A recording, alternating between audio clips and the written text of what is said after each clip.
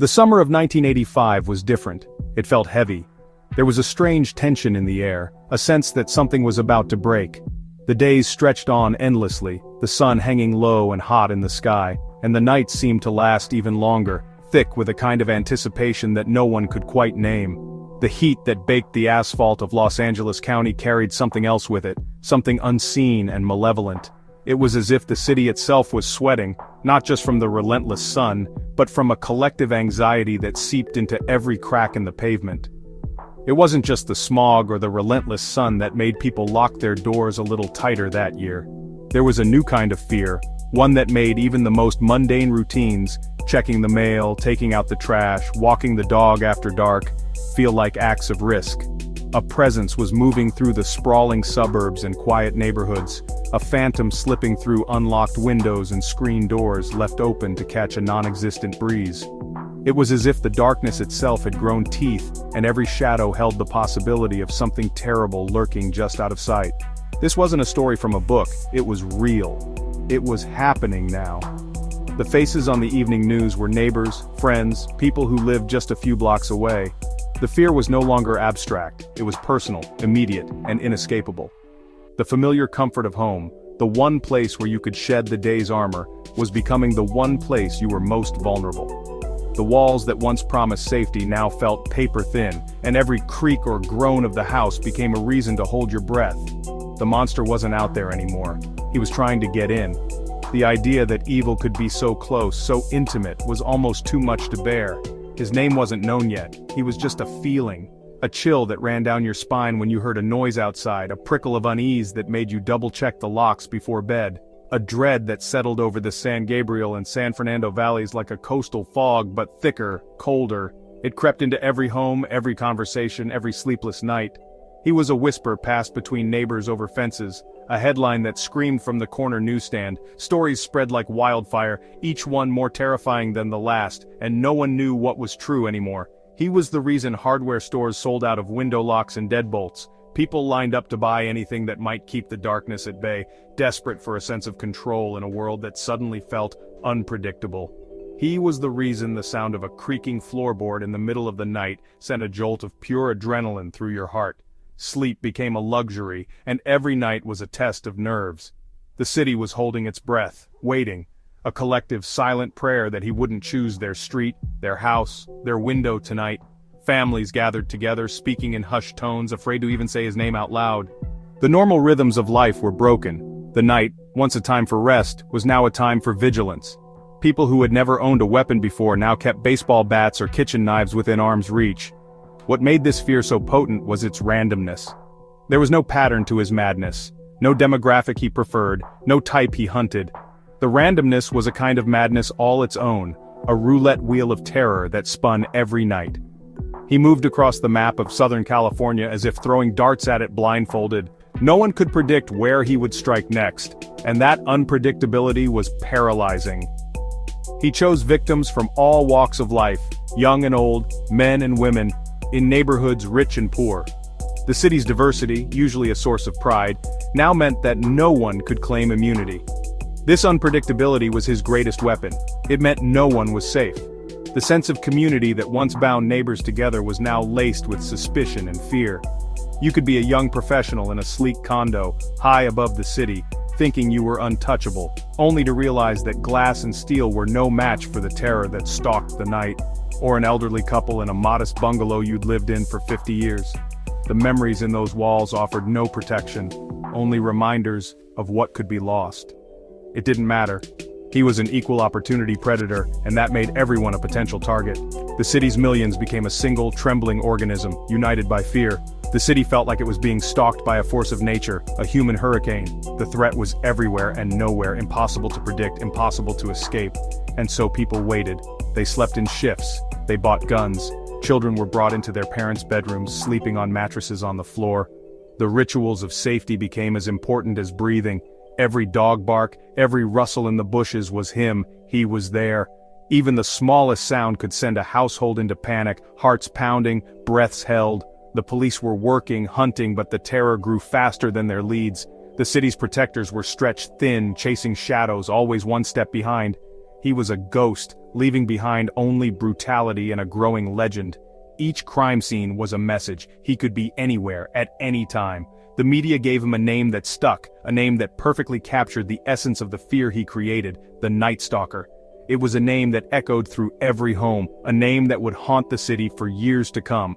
He owned the darkness, and for one long, suffocating summer, he owned the city too. The streets emptied at night, the city's pulse slowing to a crawl, as if even Los Angeles itself was afraid to move. He turned millions of people into prisoners in their own homes, their own lives. The summer of 1985 would be remembered not just for its heat, but for the way it changed a city forever, how it taught Los Angeles to fear the night and to never again take safety for granted. Who was this man? Who was the figure that haunted the city's nightmares, slipping through the cracks of ordinary life, leaving only fear and devastation in his wake? For months, he was a specter, a collection of terrifying acts without a name or a face. He was a rumor, a whisper in the dark, a presence that seemed to move with the night itself. The city was gripped by a sense of dread, as if the darkness had grown teeth. When a composite sketch finally emerged, it was chilling in its ordinariness yet unsettling. The image was both familiar and alien, a face that could belong to anyone and no one at all. It was the kind of face you might see in a crowd and instantly forget, but now, it was burned into the city's collective memory. It showed a gaunt man with wild dark hair, intense eyes, and shockingly bad teeth. There was a hunger in his expression, a kind of feral alertness that made the sketch seem to vibrate with menace. He looked like he could be anyone, someone you'd pass on the street and not look at twice. That was the most terrifying part. He was invisible in plain sight, a predator camouflaged by the sheer ordinariness of his appearance. That was part of the horror. The monster wasn't a mythical creature, he was a man named Richard Ramirez, flesh and blood, but with a soul seemingly hollowed out by darkness. Born in El Paso, Texas, he had drifted to California, a piece of human debris washed up on the shores of a dream, carrying with him a darkness that was about to be unleashed. He arrived in Los Angeles like a storm cloud, unnoticed at first, but soon impossible to ignore. His background was a familiar, tragic blueprint for violence, a childhood marked by poverty, instability, and neglect, the kind of upbringing that leaves scars invisible to the eye but deep in the psyche. A troubled childhood, early drug use, a fascination with the macabre. He was drawn to the shadows from a young age, seeking escape in substances and in the dark corners of his own imagination. He was said to have been influenced by a cousin, a Vietnam veteran who would show him gruesome photos from the war and teach him about killing. These stories and images became a twisted form of education, shaping his understanding of violence and power. Ramirez's mind was a fertile ground for such seeds of evil. The trauma and violence he witnessed became the foundation for his own monstrous acts, warping his sense of reality and morality. He became obsessed with Satanism, not in any organized theological way, but as a banner for his own nihilism and rage. The symbols and rituals were less about belief and more about rebellion, a way to declare war on the world that had failed him. He saw himself as an agent of chaos, a soldier for the devil, and he scrawled pentagrams on the walls of his victims' homes and on his own hand as a declaration of his allegiance. Each mark was a signature, a taunt to the world and to the police who hunted him. He wasn't just killing, he was performing a ritual of terror. Every crime scene was a stage, every act of violence a performance meant to shock, to horrify, to leave a scar on the city's soul. What set Ramirez apart was his sheer, unadulterated brutality and the chaotic nature of his crimes. There was no mercy, no hesitation, only a relentless drive to inflict pain and fear. He didn't follow a script. Other serial killers have a type, a specific ritual they repeat. Ramirez's only consistency was inconsistency. He was unpredictable, and that made him all the more terrifying. He used different weapons, guns, knives, tire irons, his bare hands. Anything that could be turned into an instrument of suffering became part of his arsenal. The randomness of his methods made it impossible to anticipate his next move. He burglarized, he assaulted, he murdered. He left behind scenes of chaos and devastation. Homes transformed into nightmares, families shattered in an instant. The crimes were a messy, violent explosion of impulse. There was no careful planning, no attempt to cover his tracks. He seemed to thrive on the chaos, feeding off the fear he created. This lack of a clear pattern baffled investigators for months. They were used to killers who followed rules, who left behind clues that made sense. Ramirez was a puzzle with missing pieces. They were hunting a predator who changed his methods with every attack, making him almost impossible to profile, almost impossible to predict. He was a moving target, always one step ahead, always slipping through their fingers.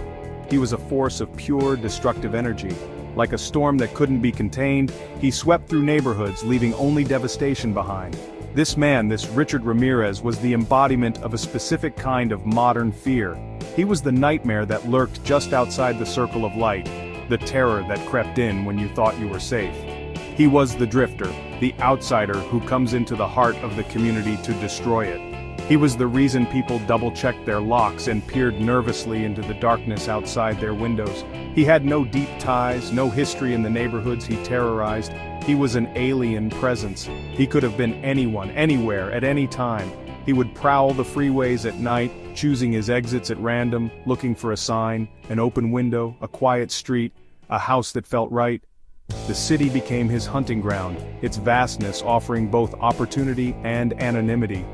He was a shark cruising through the dark waters of the city, sensing vulnerability, drawn to the sleeping, unsuspecting lives within those walls. The randomness of his attacks made everyone a potential target, and no one felt truly safe. He was the stranger you were always warned about, made real. The faceless terror that haunted the city's dreams, a living shadow that slipped through the cracks of ordinary life, leaving only fear in his wake. Ramirez's method was an exercise in psychological warfare, a chilling dance of fear and anticipation. He thrived on the terror he instilled, making his victims feel utterly powerless, even before he ever set foot inside their homes. It began with the quietest of intrusions, barely a whisper, a shadow slipping through the darkness, unnoticed by those inside. He was a creature of the night, a true stalker, who exploited the vulnerabilities of the suburban landscape, moving silently from house to house, always searching for his next opportunity. He looked for the simple mistakes people made in the suffocating summer heat, windows left open, doors unlocked, families lulled into a false sense of security by the quiet of their neighborhoods. A window left unlocked for a breath of cool air became an invitation, a silent signal that he was waiting for.